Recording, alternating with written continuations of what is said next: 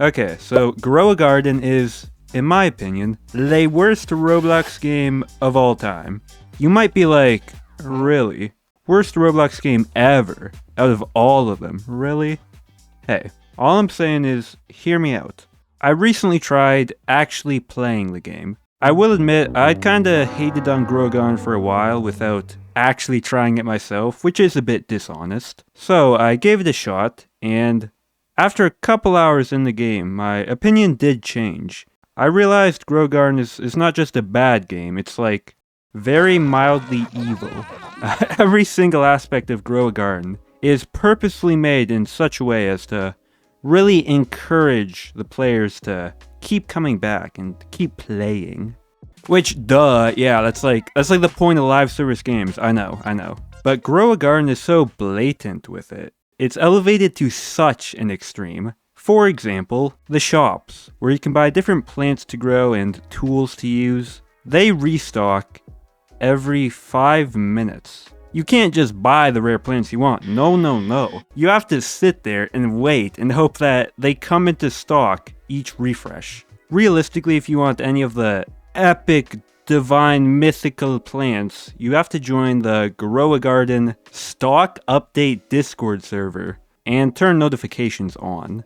And when you get that Discord ping, you better hope you're only 300 seconds away from your computer, because if you miss that 5-minute window, you're gonna have to wait till like the next day, probably. The shop refresh itself is not a new idea, of course, but every 5 minutes, dog? What are we doing here? I wonder, like, where's the end point for all this? Is the next big game gonna have a shop which refreshes every 3 minutes, every 1 minute? Is it gonna reach the level of, like, Spamton's shop in Deltarune, where it's constantly changing and flashing different items and you have to, like, time it correctly to buy them? Do not give these developers ideas. There is a selection of very lame plants which are always for sale, so in my playthrough here I bought some of those and went to work on my farming. The plants themselves take a bit of time to grow, it's not a super long wait for the early game ones, and after a bit I settled in. The gameplay loop I found myself in was buying seeds, planting them, harvesting them, selling them for more money than I paid, not made. That's a rhyme, brother. Selling them for more money than I paid, buying more seeds, and repeat. It was pretty monotonous, yeah. The idea of slowly building up and customizing a massive garden of exotic fauna sounds really cool. It sounds like a great idea for a chill, cozy game. But Grow a Garden has no depth. There's nothing to do besides the farming, and the farming itself is very basic. This is obviously an unfair comparison, you know, full Steam game versus crappy Roblox game, but take something like Stardew Valley. That's the only farming game I've ever really liked. Growing crops is just one part of the gameplay loop. There's also exploration, story, combat, characters. It is an actual game. Grow a Garden is not really an actual game. I'm not saying it needs to be like Stardew Valley. Again, that's not an apples to apples comparison you can make. It would be neat if there was like anything engaging to do in the game at all. Like any interesting side content. There is not. The only interactability comes from your own garden. Which, like, yeah, to be fair, there is some creative stuff you can do. I saw a garden I really liked where the owner put a pit trap at the entrance by flipping a chair upside down. I thought that was pretty clever. They also constructed an obby course, which led up to a floating hangout area. I thought this was super cool. I also looked up some YouTube videos and stuff, and people have made some seriously impressive gardens in this game, like really sick stuff. But it's hard to give much credit to the game itself for that, because it's not like Grow a Garden is a particularly great vessel for creativity or anything.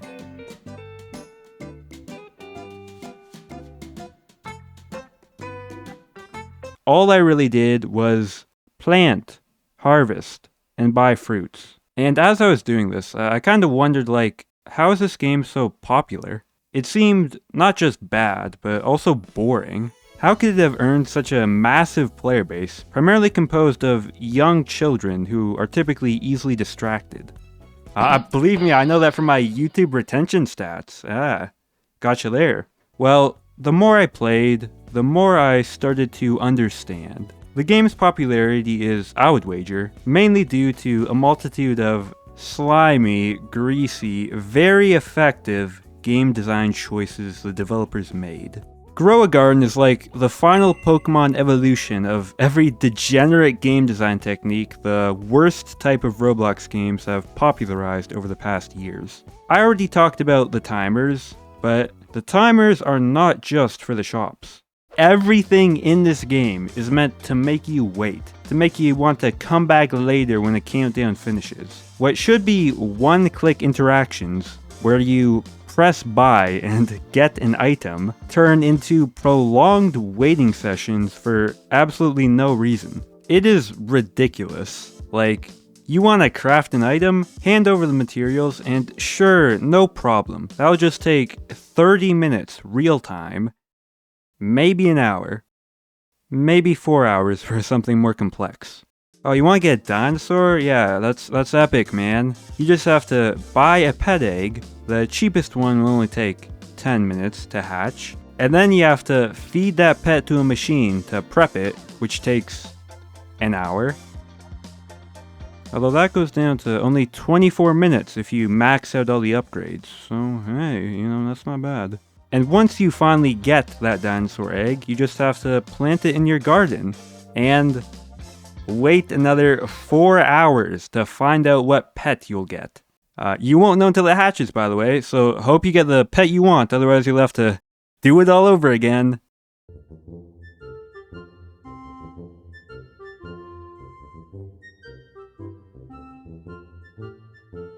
I can't imagine the developers expect anyone to actively waste their time waiting on all of this garbage. I think the completely arbitrary timers coded into every mechanic are meant more to keep players coming back. Because of course the central gimmick of the game is that stuff grows offline, wow.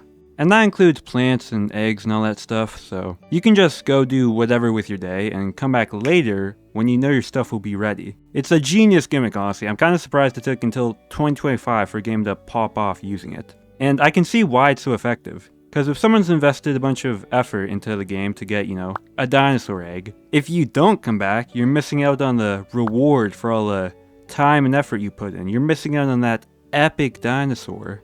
Again, it's like the most sinister use of delayed gratification. Stuff is so easy to get once you make any measure of progress in the game that pretty much every play session, you're going to be setting up even more stuff to come back to the next time. It's a cycle. The developers want that sweet retention.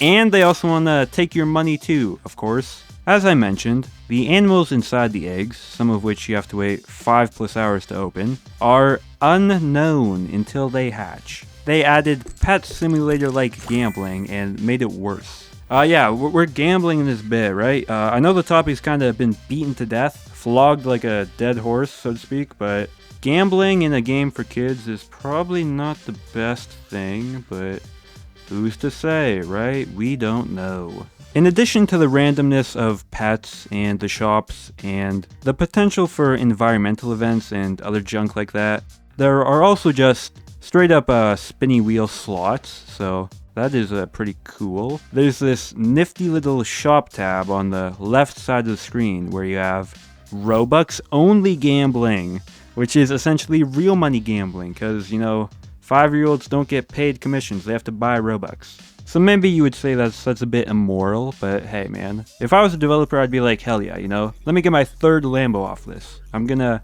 dislike this video and go buy a expensive water fountain. Everything I just talked about is not even the worst of it.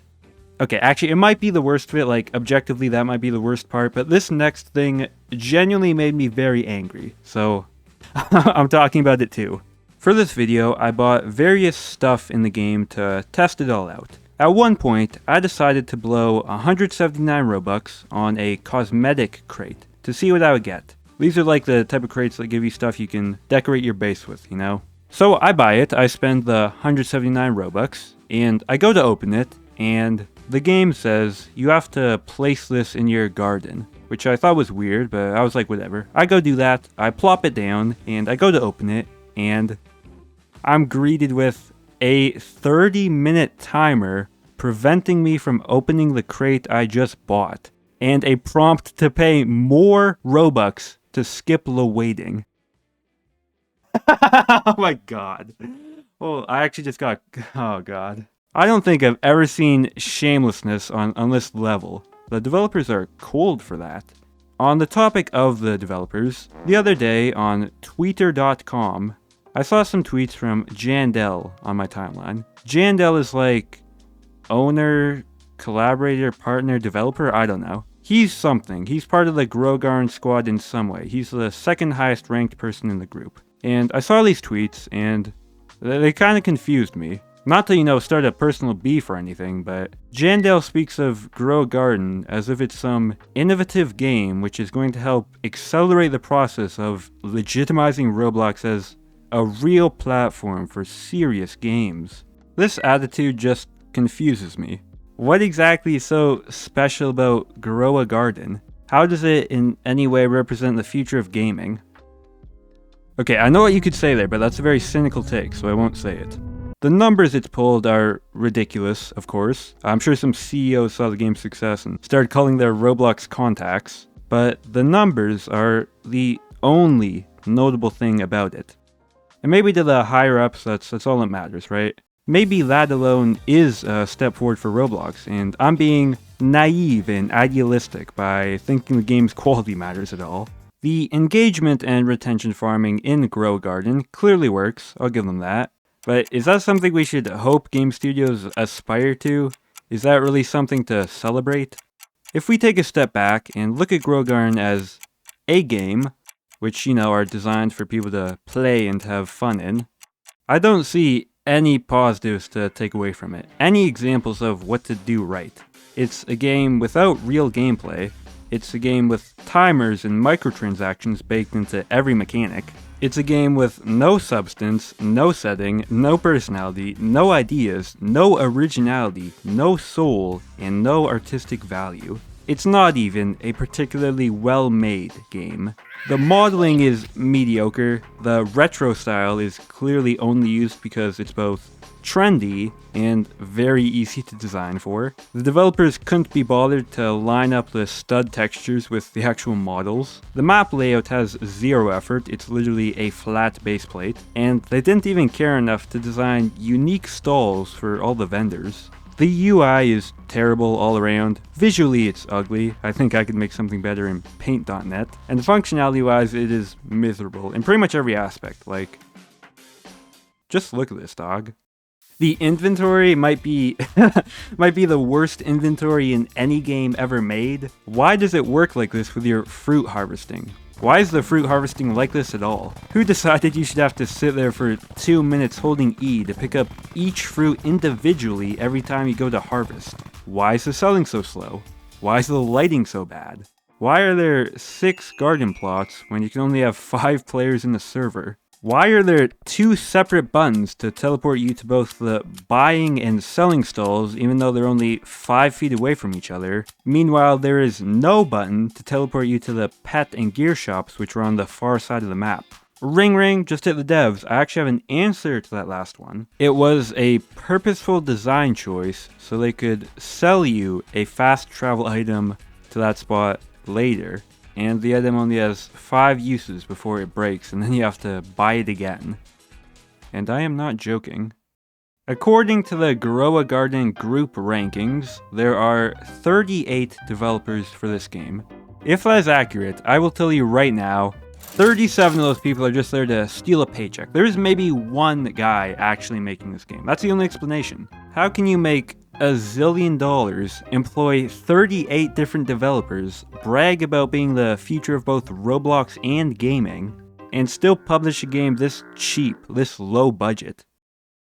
Going back to what I said at the very start of this video, is Grow a Garden truly the worst Roblox game of all time?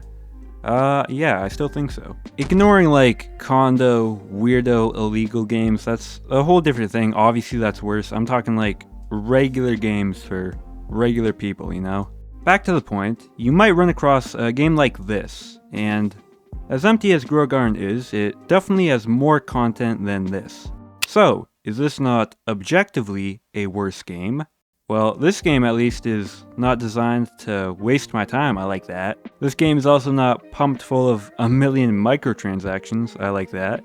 I think it wins on that scale alone. Even if you don't buy that, the other big factor here is popularity. Yeah, this game here might suck, but it's made by, Joe Biggs 29. It has 3 visits. It doesn't have much impact on anything. And even if it did, it would be a good impact, because this game is actually pretty damn great. Roblox has had plenty of scummy, monetization-heavy games that have come before Grow a Garden. There are plenty of games which are far worse in those respects. But none of those games have ever gotten this popular. Grow a Garden is the biggest Roblox game right now.